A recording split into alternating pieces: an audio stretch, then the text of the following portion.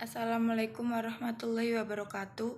Perkenalkan, nama saya Ana Meliana, NIM 1218033. Di sini saya akan menjelaskan materi fatwa asuransi syariah. Yang pertama, pengertian asuransi. Asuransi dalam bahasa Arab disebut at-ta'min.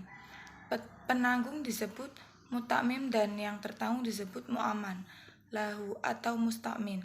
At-ta'mim diambil dari kata amanah yang memiliki arti perlindungan, ketenangan, rasa aman dan bebas dari rasa takut. Secara etimologis berarti menjamin atau saling menanggung.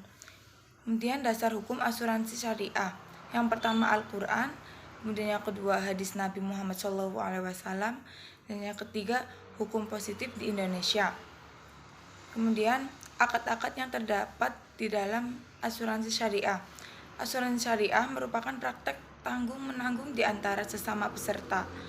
Ketika salah satu peserta mengalami resiko yang dipertanggungkan, maka akan mendapat klaim yang berasal dari para peserta itu sendiri. Akad-akadnya diantaranya yang pertama tijaroh. Akad tijaroh adalah akad yang dilakukan untuk tujuan komersial. Bentuk akadnya menggunakan mudharabah.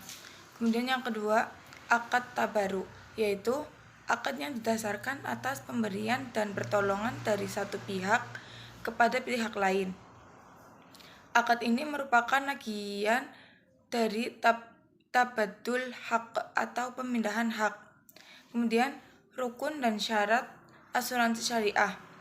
Menurut mazhab Hanafi, rukun kafalah atau asuransi hanya ada satu, yaitu ijab dan qabul. Sedangkan menurut para ulama lainnya, rukun dan syarat kafalah adalah sebagai berikut.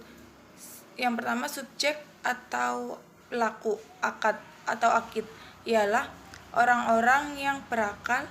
Terkadang masing-masing pihak terdiri dari satu orang atau beberapa orang. Jumhur ulama berpendapat bahwa akid dalam transaksi kafalah antara lain, kafil adalah orang yang menjamin, ma'fulah adalah orang yang berpiutang, dan ma'ful anhu adalah orang yang berpiutang. Sedangkan menurut Fatwa Dewan Syariah Nasional Majelis Ulama Indonesia nomor 21/DSN MUI/10/2001 tentang pedoman asuransi akid dalam transaksi asuransi syariah terbagi atas dua, yaitu mudhorib adalah pengelola dan tabaruk sohibul mal adalah pemilik dana tabaruk. Objek akad atau makud alai ialah benda-benda atau harga yang menjadi objek akad. Dalam transaksi kafalah, yang menjadi objek akad adalah ma'ful bih. Kemudian jenis-jenis asuransi. Yang pertama, asuransi jiwa atau life insurance. Asuransi jiwa adalah jasa yang diberikan oleh perusahaan dalam penanggulangan resiko yang dikaitkan dengan jiwa atau meninggalnya seseorang yang diasuransikan. Yang kedua, reasuransi. Reasuransi pada prinsipnya adalah pertanggungan ulang atau pertanggungan yang diasuransikan atau dikenal asuransi dari asuransi. Reasuransi ini merupakan suatu sistem penyebaran risiko di mana penanggung menyebarkan seluruh atau sebagian dari pertanggungan yang ditutupnya kepada penanggung yang lain.